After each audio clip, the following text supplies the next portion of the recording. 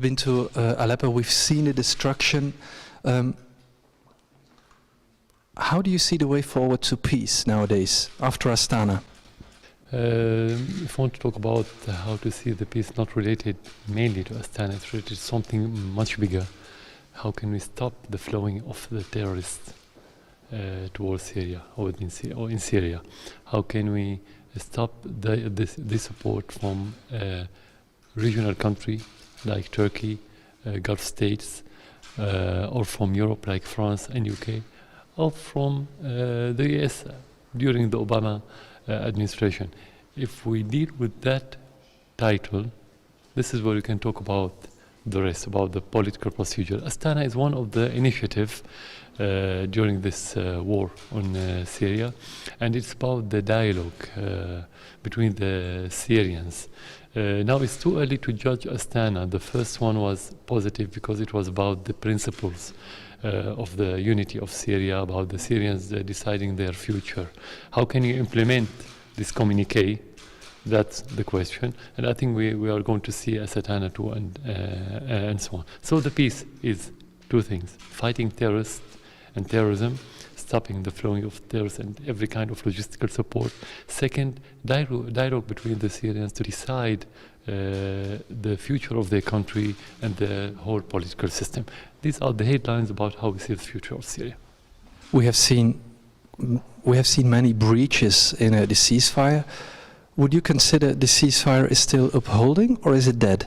No, it's not dead. It is, and it's natural in every ceasefire, anywhere in the world, in every war, in any conflict, to have these breaches. It could be sometimes on individual levels. It doesn't mean there's policy of breaching this ceasefire by government or by any other party. And this is something you can deal with on daily basis and sometimes on hourly basis. But till this moment, no, the ceasefire is holding. In the fight against terror group Daesh, do you think all means are justified? Depends on what do we mean by all means. You have to be literally all means. Yeah, but I don't know what the means that are available to tell you yes, all means. So I don't know what the all means. But if you want to talk about military means, yes, of course, because the terrorists are attacking the people. I'm not only talking about ISIS and Al-Nusra and all the Al-Qaeda affiliated groups within Syria. When they attack civilians and killing civilians and beheading people and destroying properties, private and public, and destroying the infrastructure, everything in this country, our constitutional duty and legal duty as government and as army and as state institutions is to defend the Syrian people. It's not an opinion. It's a duty. So regarding this, you can use every means in order to defend the Syrian people. But we have seen the destruction in Aleppo. You have seen the images as well.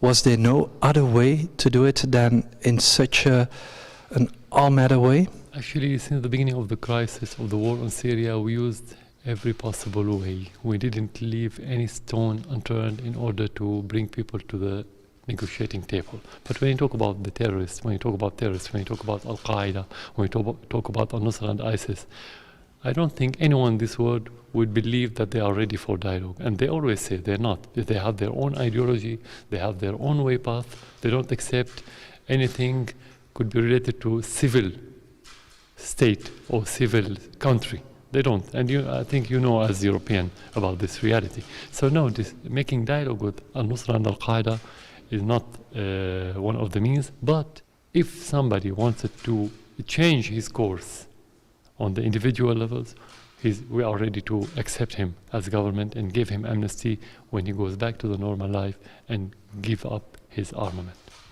The Belgian government is contributing in the fight against Daesh. There are 6 F-16 fighter planes in the fight against Daesh. Are you grateful to the Belgian government for that contribution? Let me be frank with you. When you talk about contribution in the operation against ISIS, actually there was no operation against ISIS. It was cosmetic operation. If you want to talk about the American alliance against ISIS, it was only elusive alliance because ISIS was expanding during that operation. At the same time, that operation is illegal operation because it happened without consulting with or taking the permission of the Syrian government, which is a legitimate government, and it's a breaching of our sovereignty. Third, they didn't prevent any Syrian citizen from being killed by ISIS. So what to be grateful for? To be frank, no. You have stated several times that it is up to the Syrian people, it is up to the constitution to decide who their leadership should be, who their president should be. If the Syrian people would decide for a new leadership, would you consider to set a step aside? If the Syrian people choose another president, I don't have to choose to be aside. I will be aside. I will be outside this position. That's self-evident, because the constitution will put president, and the constitution will take him out according to the ballot box and the decision of the Syrian people. Of course, that's very natural.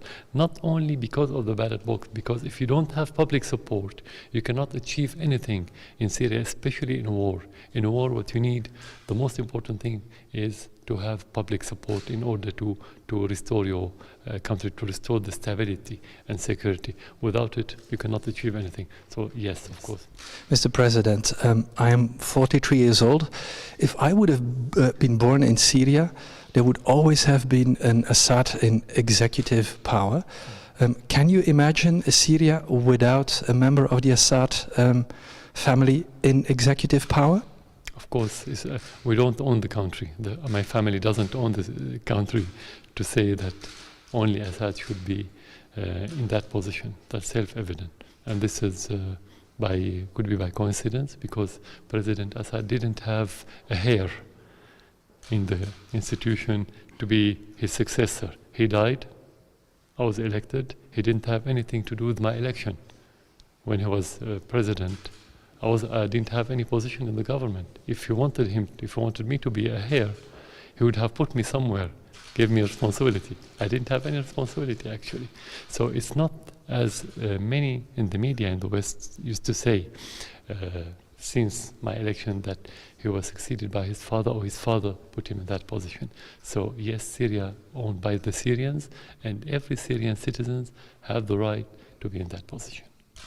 Do you think the European Union or even NATO can play a role in rebuilding the country, like rebuilding Syria? You cannot play that role while you are destroying Syria, because the EU is supporting the terrorists in Syria from the very beginning under different titles, humanitarians, moderate, and so on. Actually, they were supporting al-Nusra and ISIS from the very beginning. They were extremists from the very beginning. So they cannot destroy and build at the same time. First of all, they have to take a very clear position regarding the sovereignty of Syria, stopping supporting the terrorists.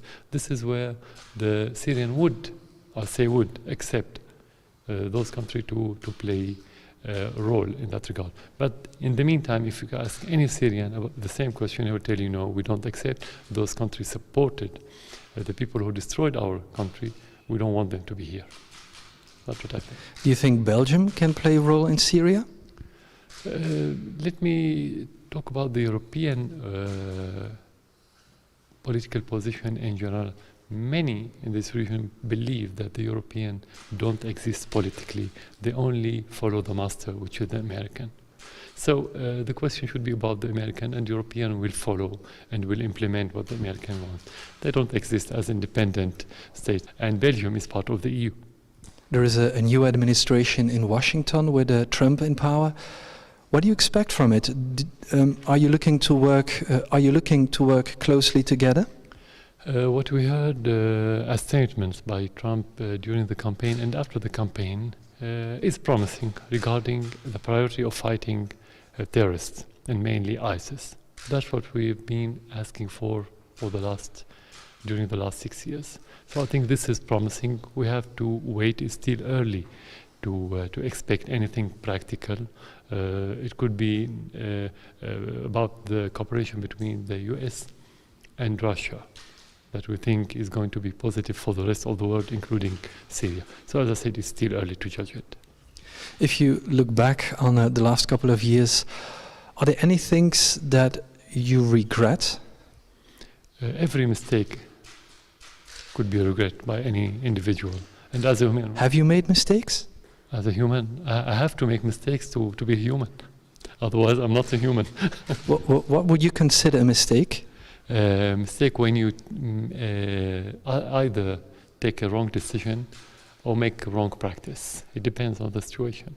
But if you want to talk about the crisis, as I understand from the question, the three decisions that we take from the very beginning is to fight terrorism, and I think is correct, is to make dialogue between the Syrian, I think is correct, to respond to every initiative, political initiative, whether it's genuine or not, and I think it's correct. And actually we supported the reconciliation between the Syrian, and I think it's correct. Anything else could be trivial, so you have a lot of things regarding the practice, regarding the institutions, you always have mistakes.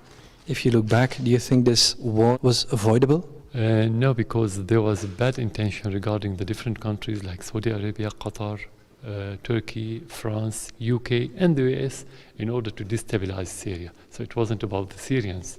That doesn't mean that we don't have many flaws before the war and today as a country that allow many of those countries to mess with our country. I'm not excluding, I'm not saying it's only about them, but they were the ones who took the initiative in order to run this war, so I don't think it was avoidable. You have just had a visit from a Belgian parliamentary delegation with Mr. De Winter and Mr. Carcacci. Do you consider them as friends? The most important about those visits, not to be friends with me. As a politician, you don't come to Syria to visit your friend. You come to Syria to see what's going on. Do you see them as political allies? No, because they're not my allies at all. They are coming here not for that reason. They are here in order to see what's going on. They are the allies of the Belgian people. They came here because the government, the Belgian government, like many European governments, are blind today. They have no relation with this country on every level, so they don't see what's going on. They cannot play any role.